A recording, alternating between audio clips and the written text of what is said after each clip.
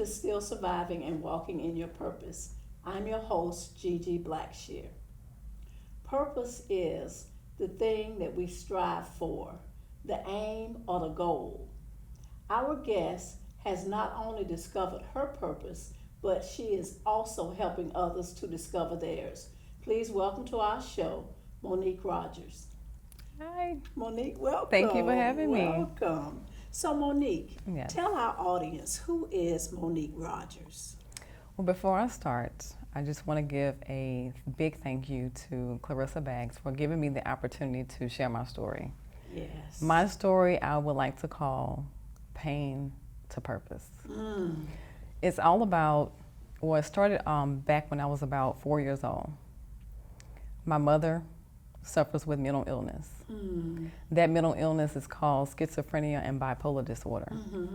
So as a child, it was very confusing for us because we didn't understand like what was going on with my mom. Right. One day everything would be fine, the next she'd be talking to whoever, no one really. And it was always the mafia that was causing us this torment or causing my mom this torment. So it wasn't, my life was affected by mental illness, but not my mental illness, Right. her mental illness. Hers. And so because she believed that people were trying to kill us, we always had to leave immediately. So one minute we'd be living in an apartment, everything going fine, getting our life together, and then next we gotta leave. Clothes in garbage bags, on to the shelter, because it depends. Sometimes we'd get into another apartment and sometimes we'd be in a shelter. Oh my. How many siblings were there? You said it was you? It's total of 3 of us. I have a younger brother and a younger sister. I'm the oldest. And you were the oldest. I'm the oldest. Okay. And this just happened just over years, from the time I can say about 5 years old to about 16 years old. That we would be from one ghetto to the shelter to the next ghetto, and then eventually she started leaving and going to out of the state. Oh my. And then that's shelters. And so for me, just being in that situation, just always in some strange place, always in a new place around strange people, and then we finally get comfortable in school. As soon as you got comfortable, it was time to Boom, go trying to go again. And I really didn't understand, like, why was this happening? Even as a young child, I just couldn't really understand what was going on with her. I didn't know until I became an adult that she was actually experiencing that it was a mental illness. Oh my. And as the oldest one, I imagine that you had a great deal of responsibility. I did. Oh, my goodness. I did. Oh, my And that was a lot for me as a child because I was going through my own misunderstandings, my own trying to figure out what was going on with my mom. And she wasn't able to be the mother that I needed her to be. She wasn't able to be the mother that neither of us needed her to be. Right. My brother in and out of state school, eventually served 2 terms in prison. My sister, my younger sister left to just kind of fend for herself. And eventually that led to, I guess, the pressures of her own life and things that she was dealing with. Right. It led to alcohol and drugs, and her drug of choice was crack. And I think, go ahead. It's interesting that you said that it led to drugs, because my brother also suffered from schizophrenia. Wow. And we didn't know. We didn't know. Back then, they didn't diagnose things like that the way they do now. Right. They just said he was bad. He was just bad. So drugs and alcohol on top of that. Wow. So I can understand the effects of that. Absolutely. It was so embarrassing. I can only imagine. It was hurtful. It was just this dysfunction that I was living in. My father nowhere to be found. Not even a father-like figure, because even the boyfriends that she had, they were on drugs as well. Oh my. The good thing about that, though, they never tried to molest us or touch us in any type of way. But my mom just being absent, I resented her for that. Oh my. I resented her for not being the mother that I needed her to be, to teach me about life, the boys, what's how they call it, about sex. I guess you could just say that about just everything, just missing in action. Yeah. And that led to me wanting to be loved, and of course finding love in all the wrong places. And then what happens? This guy, he has a whole nother level of dysfunction. His was abuse. Yeah. So at 16 years old. Do you think that is what you had become accustomed to? Was it that was the new normal for you? You know what? I never was comfortable in this situation. I never settled in it. Right. Like it was my own, because I remember thinking, looking at my mom. It's got to be something better. Yeah. That was my word. Yeah. It's got to be something better than this. It can't just be the Huxtables on TV. Yeah. It can't just be, you know, the white people Right. that's living like this. Right. There's got to be something It's gotta better be than something this. better. And I know that I made a vow to myself. I don't know where it came from. I've been thinking about this. Like, what hope did I pull from? I have no idea. Yeah. I That just was know gonna be that. my question. How were you able to move through that? How were you able to still manage to do the things that you need to do, to go to school, to do? What was the thing, the catalyst that allowed you to be able to move forward? In that particular situation at the time, I'm a dreamer. I'm still a dreamer. Oh, yeah. I would daydream for hours about how I wanted my life to be and how it was going to be. But to completely move myself from that situation, the first initial step was a series of different things along the journey, was to move myself from the environment. So after I had gotten with the guy who was abusive, he was abusive in every way, mentally, physically, sexually, and that just destroyed me as a person. Yeah. And I didn't turn to drugs because it was all around me. And you know your mom is gone, right? When your baby is 16 years old, but her live-in boyfriend is 21 years old. Wow. It's just all there. Yeah. It could have been so much worse. Yeah. But I just believed the lies. It was like my choice of drug was self-destruction. I believed the lies. I believed I was worthless. I believed there was no future for me. But at the same time, it's like I believed these things, and I had all this resentment and anger towards my mom. Right. And I was wondering why I never tried drugs myself to numb the pain. Because I hated what it did to my mother. You I saw hated what it it. had done to her. I hated the way she looked. Yeah. I hated the way she smelled. I hated the way she treated us. Yeah. And I vowed to never be that type of mother. You know, it's amazing that was the direction that you chose. Because lots of other people, you know, they follow in the exact same path. Right. Because it becomes their normal. They think that that's just the way it is, and, you know. So it's awesome, it's wonderful that you were able to make a conscious decision that would not be your path. It would not be my path. That And like would I not said, be the your path. first initial step was I joined the military. Yeah, you got away. So You I were able moved to away. escape. Yes. Yeah. But with me in the military was all the torment, the pain, the resentment, the jealousy, All of the baggage. all the baggage Yeah. that I took with me. But that was the first initial step.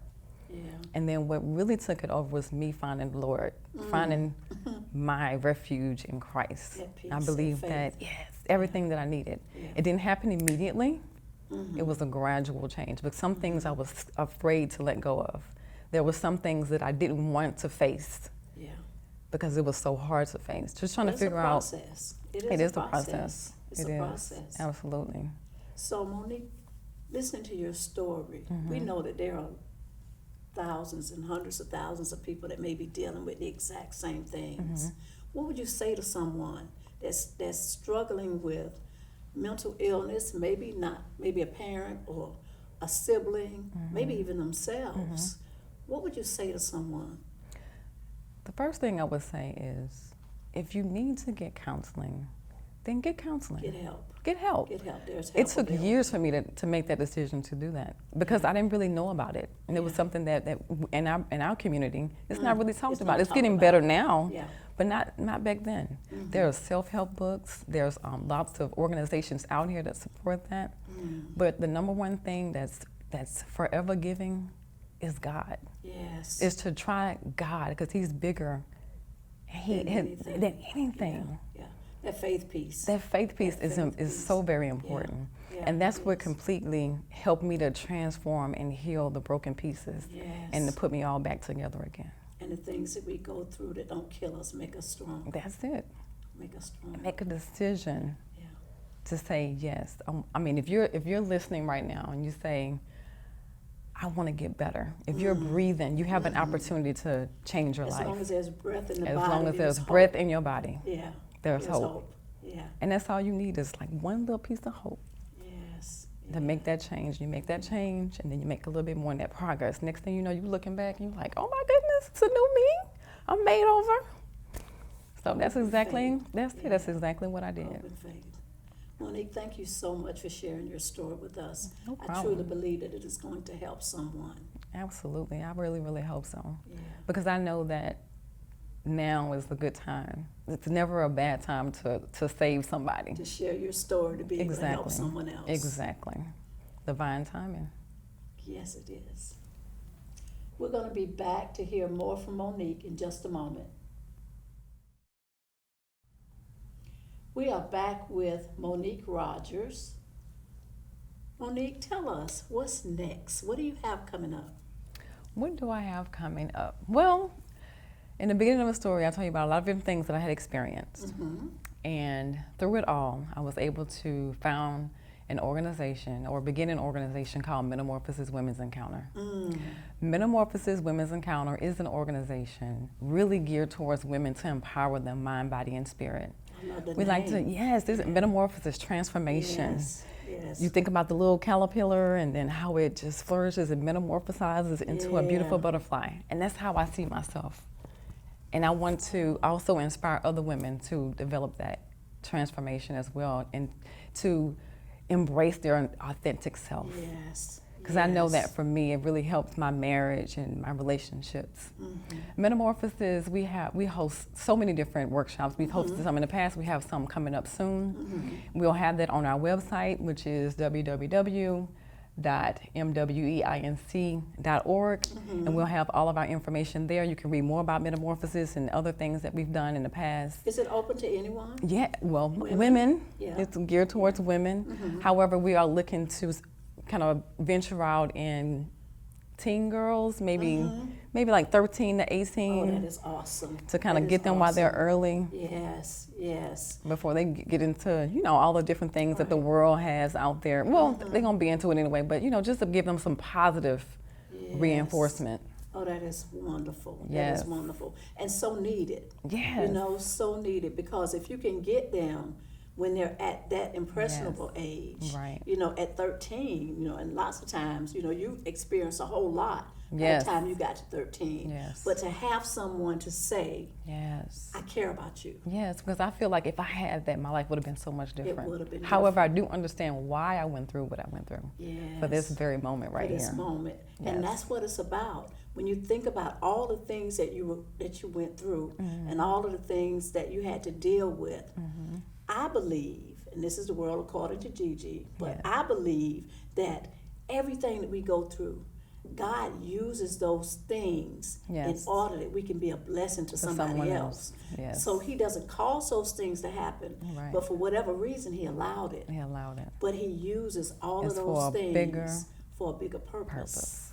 Yes. When you think about the patriarchs in the Bible, all of the things that they went through, Right.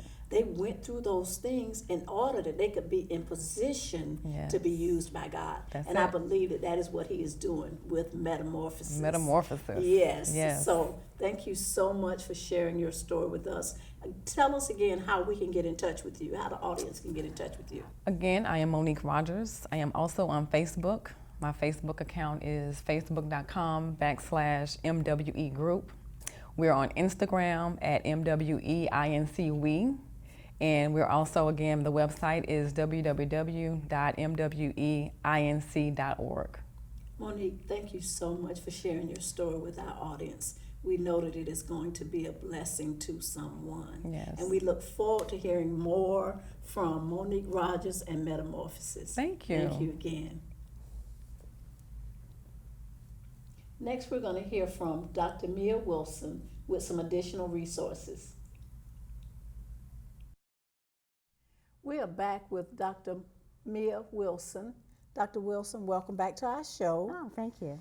Dr. Wilson, after listening to Monique's story of dealing with mental illness, now, in her story, her mother suffered from schizophrenia.